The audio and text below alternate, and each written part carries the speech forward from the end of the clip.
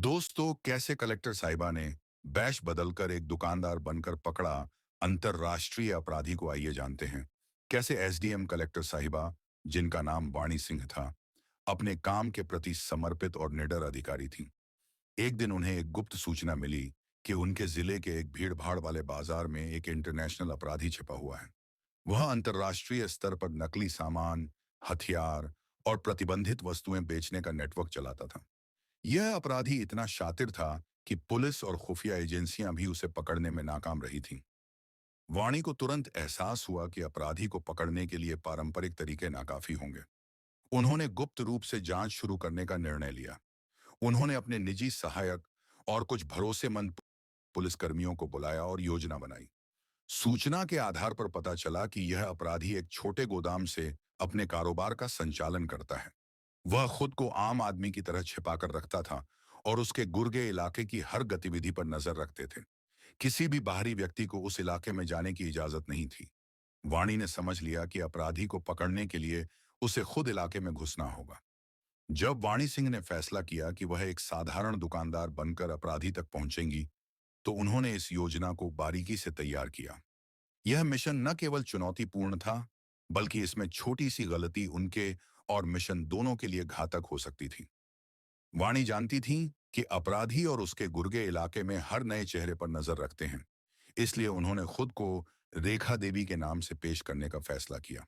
उनकी नई पहचान एक मध्यम वर्गीय विधवा महिला की थी, जो अपने गुजर बसर के लिए किराने की दुकान चलाती है। उन्होंने अपने पहनावे को भी पूरी तरह से बदल दिया। अब वाणी सादे और मटमैले कपड़े पहनती, चप्पलें और सिर पर दुपट्टा ओढ़ती। उन्होंने हल्के मेकअप और झुमके जैसी चीजों से अपना चेहरा पूरी तरह बदल दिया, ताकि कोई उन्हें पहचान न सके। वाणी ने तय किया कि किराने की दुकान खोलने के लिए उन्हें स्थानीय बाजार में घुल मिलना होगा। उन्होंने इलाके के एक छोटे से दुकानदार से संपर्क किया, जो कुछ दिनों पहले अपनी दुकान बंद करने की सोच रहा था। वाणी ने उस दुकान को किराए पर लेने का समझौता किया।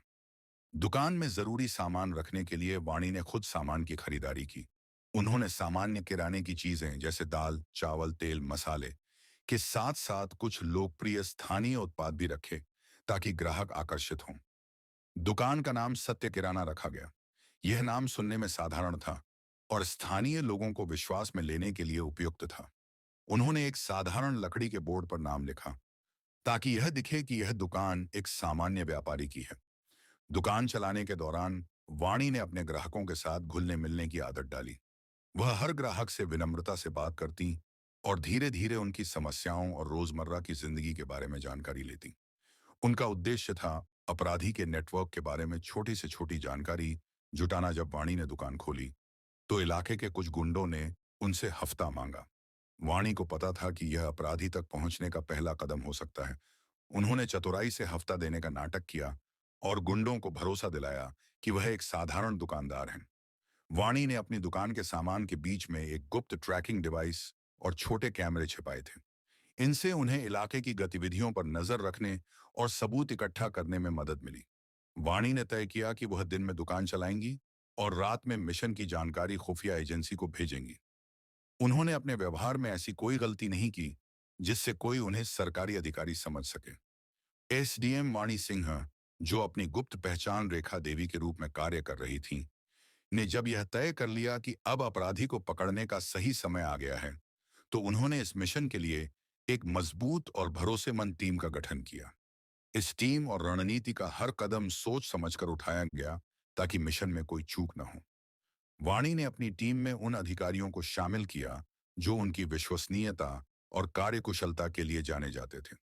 टीम को इस तरह से चुना गया कि हर व्यक्ति का काम स्पष्ट हो और सभी के बीच तालमेल बना रहे। गुप्तचर विभाग के 3 अनुभवी अधिकारियों को शामिल किया गया, जिनकी जिम्मेदारी इलाके में निगरानी रखना और हर संदिग्ध गतिविधि की सूचना देना थी। क्विक एक्शन फोर्स, स्थानीय पुलिस के सशस्त्र जवानों की एक विशेष टीम बनाई गई, जो छापेमारी के दौरान तुरंत कार्रवाई कर सके। 2 साइबर सुरक्षा और ट्रैकिंग विशेषज्ञ टीम में शामिल किए गए। इनकी जिम्मेदारी थी कि वे अपराधी की कॉल, मैसेज और लोकेशन ट्रैक करें। इलाके के कुछ दुकानदारों और रिक्शा चालकों को गुप्त सहयोगी बनाया गया, जो अपराधी और उसके गुर्गों की रोजाना की गतिविधियों पर नजर रखें। टीम ने इस ऑपरेशन को सफल बनाने के लिए एक सटीक और बहुस्तरीय रणनीति बनाई। मिशन का मुख्य उद्देश्य था अपराधी को रंगे हाथों पकड़ना, गोदाम में मौजूद खेप को बरामद करना और अपराधी के नेटवर्क के अन्य सदस्यों की जानकारी जुटाना। गोदाम के आसपास 24 घंटे गुप्त निगरानी रखने का आदेश दिया गया।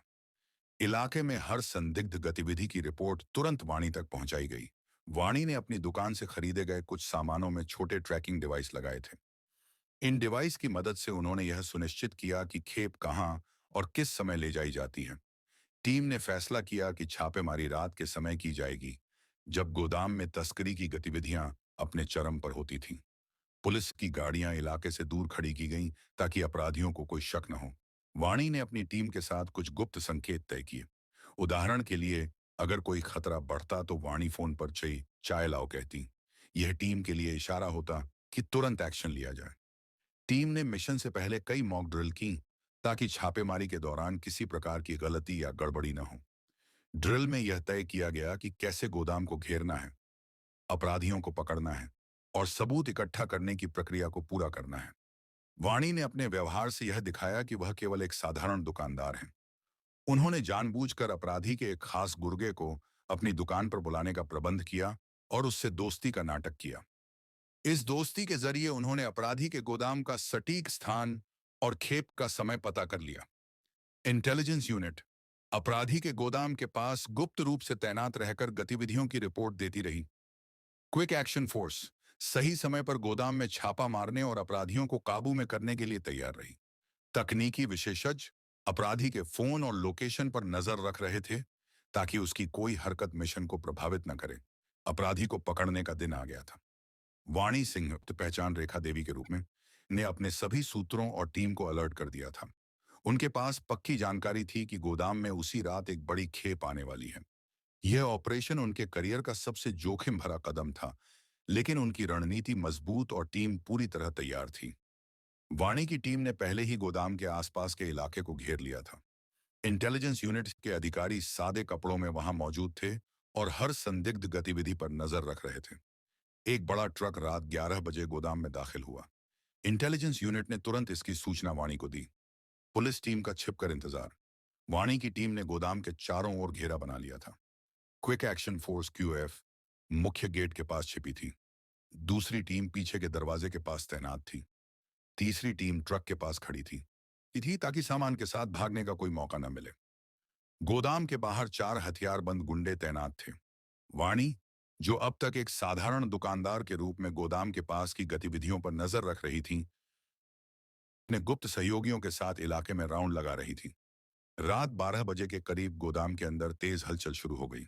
डिवाइस और टीम के इनपुट से पता चला कि खेप को ट्रक से उतारा जा रहा है और छोटे पैकेजों में बांटा जा रहा है। वाणी ने अपनी सुनने वाली डिवाइस से रिकॉर्ड किया कि अपराधी दूसरे राज्यों के तस्करों से बात कर रहा था। वह खेप की डील को लेकर कीमत तय कर रहा था। पहला कदम, वाणी ने अपने तय संकेत चाय तैयार है का इस्तेमाल किया। यह संदेश मिलते ही क्विक एक्शन फोर्स हरकत में आ गई। गोदाम का घेराव। पुलिस ने मुख्य गेट को तोड़कर गोदाम में एंट्री की। दूसरी टीम पीछे के दरवाजे से अंदर घुसी। हथियारबंद गुंडों से मुठभेड़। गोदाम के बाहर तैनात चारों गुंडों ने भागने की कोशिश की, लेकिन टीम ने उन्हें तुरंत काबू में कर लिया। अपराधी की पहचान। गोदाम के अंदर वाणी ने अपनी टीम के साथ अपराधी को रंगे हाथों पकड़ा। वह खेप की पैकिंग और पेमेंट का निर्देश दे रहा था। हथियारों की बरामदगी। गोदाम से भारी मात्रा में अवैध हथियार, नकली उत्पाद और तस्करी का सामान बरामद हुआ। आत्मसमर्पण। पुलिस ने जैसे ही गोदाम को चारों तरफ से घेर लिया और अपराधी को भागने का कोई रास्ता नहीं मिला, उसने आत्मसमर्पण कर दिया। नेटवर्क के अन्य सदस्य। वाणी की टीम ने गोदाम में मौजूद 7 अन्य लोगों को भी गिरफ्तार किया।